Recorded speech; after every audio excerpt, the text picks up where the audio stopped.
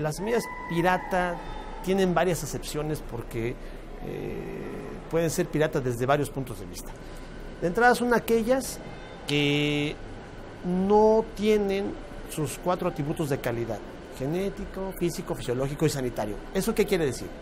Pues que las semillas, por ejemplo, en el caso de la calidad genética, no son de la variedad que dice ser en el empaque. Yo, por ejemplo, digo que es una variedad de maíz blanco y cuando abro la bolsa resulta ser que es de maíz amarillo. Ese es un punto importante. En el caso de la calidad física, cuando viene mezclada con otras cosas que no son de la semilla que dice el empaque, que viene con más basura o que trae otras especies o que trae malezas que son consideradas plaga y que pueden invadir mi terreno de cultivo. La cuestión fisiológica es aquellas que no germinan, no tienen potencial reproductivo, no germinan, entonces pues nunca se establecen y se venden como semilla. Y eso no es una semilla es aquella parte de la planta o la semilla verdadera que tiene capacidad de reproducción. Entonces cuando no tienen potencial de germinación, pues no se establecen. La semilla pintada también, ¿verdad? El grano pintado, efectivamente, el grano, la diferencia entre grano y semilla es que en el caso de la semilla es obligatorio que el embrión o siempre esté vivo, siempre esté viva esa estructura. En el caso del grano no necesariamente. El embrión puede estar muerto, pero el objetivo del grano es el consumo. Entonces no hay necesidad de que el embrión esté vivo para producir una planta. El grano se utiliza para la industria, para molerlo, para consumo humano o animal. Entonces ahí es la diferencia, que la semilla siempre debe tener su embrión vivo. De vista es muy difícil identificar una semilla pirata. Hay que tener algunos elementos previos para poder tratar de identificarlas. ¿Cuáles son ellos? Por ley, cualquier empaque que contenga semillas debe tener una etiqueta que diga información al respecto. Entonces, primero, si es de maíz, de qué variedad, si tiene tratamiento, etcétera, etcétera. Tiene que tener una serie de informaciones mínimas que están por ley. O sea, tiene que tener en el etiquetado. Entonces, exacto. Entonces, de entrada, si uno ve un empaque que de semillas, si no tiene esa etiqueta, entonces ya es un elemento para decir, cuidado, aquí puede ser una semilla pirata porque no me dice la información mínima. También hay esos casos en que la etiqueta viene con una información totalmente falsa o no correspondiente. Ahí el asunto es que el SNICS, dentro de sus atribuciones de ley, tiene que estar supervisando y monitoreando el comercio de semillas para tratar de identificar este caso en específico. ¿Qué hace el SNICS? Toma muestras de esos empaques de semilla y la analiza para corroborar si lo que dice la etiqueta es correspondiente con el producto que contiene el empaque, ¿no? Nada más que eso tiene que ser, obviamente no es a la vista, tiene que ser un trabajo previo al consumo. Entonces, los agricultores también tienen identificados sus proveedores del insumo de semillas, entonces también los identifican y saben con quién pueden ir asistiendo, ¿no? El SNICS, por ley, tiene que integrar un registro de aquellas personas que se dedican al comercio, a la distribución, exportación e importación de semillas en este país. Y ese registro se conoce como el Directorio de Productores, Obtentores y Comercializadores de Semillas. Entonces el SNICS lo que hace a través de sus unidades operativas en la República es localizarlos de manera física, a los comercios, a aquellos que distribuyen semilla, darlos de alta y pedirles información. Entonces en esa información está: ¿cómo me compruebas que tú eres una empresa legal? Pues enséñame tus documentos con los cuales te diste de alta, tu acta constitutiva, o si eres persona física debes tener una identificación, debes tener un régimen que te permita vender semillas.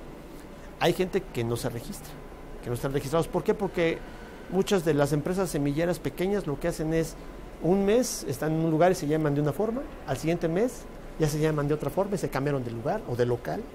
Entonces, ese tipo de comercio ilegal o de comercio no registrado, es muy difícil darle rastreabilidad porque cambian mucho. ¿Tienen un padrón? Tenemos un padrón de gente que se dedica al comercio de semillas. Cuenta con alrededor de 3,000 registros. De esos, un poquito más de la mitad están como comercializadores de semilla. El SNICS les da un certificado en el cual les da un número de registro para que lo pongan a la vista en sus negocios, en sus comercios, para que el agricultor se dé cuenta de que ya tienen un registro, que fueron revisados por la autoridad y que la autoridad los tiene identificados y que de manera permanente el SNICS los está yendo a visitar para que la semilla que estén ofertando se encuentre dentro de la legalidad y dentro de los niveles técnicos que debe de ofrecer esa semilla. Ya han identificado gente que se dedica a esto, me imagino, ¿no? Sí, Mal comercio. sí, así es. Sí, hemos hecho algunos visitas de verificación para levantar multas o sanciones. Primero verificar si es cierto que está vendiendo semilla que no está dentro de los parámetros técnicos para que el agricultor no tenga pérdidas económicas principalmente. Entonces, ¿Se castiga con cárcel también? En la ley hay 4 tipos de sanciones. La primera es la multa, que puede ir desde los 250 hasta los 10,000 salarios mínimos. Está el decomiso del material, ¿no? Eso es un poco más complicado. Está la clausura de los negocios, ¿no? Y finalmente está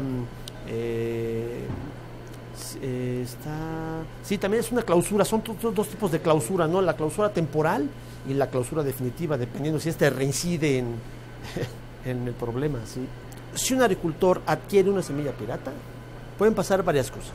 Una, que la siembre y no se establezca porque no tiene germinación y hasta ahí. Okay. Bueno, lo único que perdió fue la inversión en la compra de semilla. 2, puede ser que él adquiera una semilla, la siembre, se establezca, él invierta, ¿no? Y al final no es la variedad, no es el producto que él espera. Entonces ahí la pérdida se incrementa porque él ya gastó o invirtió en el manejo de cultivo, fertilización, control de plagas, etcétera, etcétera. Y al final el producto no era el que requiere, no era el fruto, pues no era el producto final que se necesita, tanto en la industria como en el consumo, entonces no era. La otra, y que se van incrementando los riesgos, que yo pueda adquirir una semilla pirata y que dentro de la bolsa venga contaminada con malezas cuarentenarias. Y entonces, ¿qué pasa? Que yo puedo contaminar mi campo de cultivo. Por ejemplo, en el caso de cúscuta, en alfalfa, que es una maleza es una maleza cuarentenaria. Si yo no tengo esa previsión de revisar primero la semilla antes de usarla, contamino mi campo con cúscuta y eliminar cúscuta de un campo es difícil. Entonces, eso le genera otro problema más al agricultor.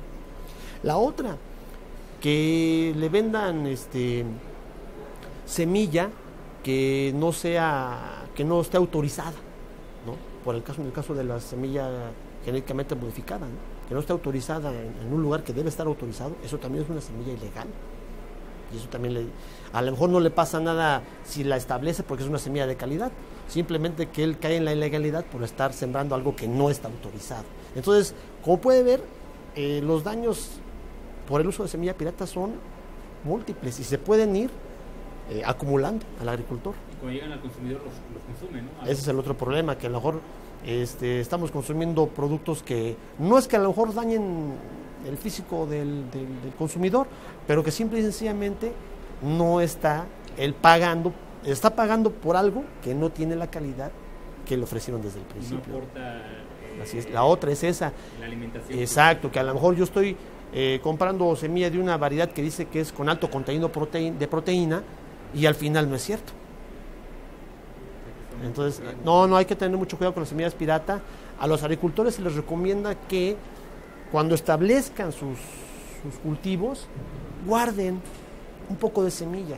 Porque cuando a nosotros nos llegan algunas denuncias y que vamos y tratamos de obtener pruebas para hacer análisis, pues resulta ser que ya la semilla ya la consumieron. Entonces, no hay evidencia de que... ¿no? Exactamente. Entonces, el agricultor debe guardar algo de semilla para que nosotros podamos tener materia prima y hacer análisis y decir, esta semilla tenía estos problemas o no tenía problemas. Entonces ya el asunto ya pasa a otro nivel. Pues cuando uno recaba pruebas técnicas, lo primero que hay que ver es si la semilla tiene la calidad o no la tiene. Pero si no hay semilla, muy complicado. Bien, México, a partir de la ley del 2007, la nueva ley de semillas que se emitió en el 2007, ha sido considerado como uno de los referendos a nivel regional, hablando de Centroamérica o Sudamérica, porque mucha de la semilla que se está produciendo aquí está atendiendo los mercados principalmente centroamericanos de semilla certificada. Entonces la etiqueta que emite el SNIC es muy conocida en toda Centroamérica porque allá no tienen capacidad de producción de la semilla. Entonces México ha sido un referente en cuanto a la emisión de catálogos de variedades, por ejemplo, en cuanto a que ahora ya tiene toda su reglamentación técnica para calificar semilla oficial, lo hace con base en estándares internacionales. Hoy México tiene ya un laboratorio de semillas acreditado a nivel internacional por la International Seed Testing Association. ¿Eso qué quiere decir? Pues quiere decir que los certificados que México emita para la calidad de semilla tienen un valor en todo el mundo prácticamente. Son aceptados en muchos países, entonces eso, México ha sido el punto de referencia principalmente para la región centroamericana y parte de la sudamericana, ¿no? Y además en el caso de Europa ha abierto los mercados porque se están llevando semilla que se produce aquí de líneas progenitoras de híbridos de maíz, y se está produciendo aquí la semilla y finalmente en Europa se producen los híbridos que allá consumen, pero debe ser una semilla que debe tener una documentación que debe ser válida. Entonces México ha aprobado ese examen, es miembro de los esquemas internacionales de certificación de semillas de la OCDE y está reconocido como tal. Entonces las etiquetas que emite México para ese fin son reconocidas igual en más de 80 países. Entonces México ha ido avanzando, a lo mejor no de manera muy rápida, pero sí de una manera muy firme en la obtención de este tipo de acreditaciones. Entonces México, ahí vamos.